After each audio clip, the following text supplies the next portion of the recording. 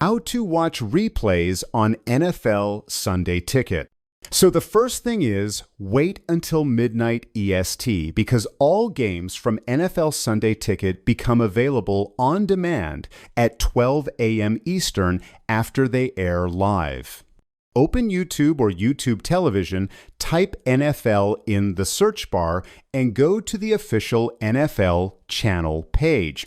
Look for the VOD section where you'll see replays of the games condensed to about 45 minutes with ads and downtime removed. Keep in mind these condensed replays are only available through the following Wednesday at 11:59 p.m. PT. If you have YouTube television with NFL Sunday Ticket, you can use unlimited DVR storage to record games and watch the full replays anytime you want, not just until Wednesday. So, that's all. Like and subscribe if you find it helpful.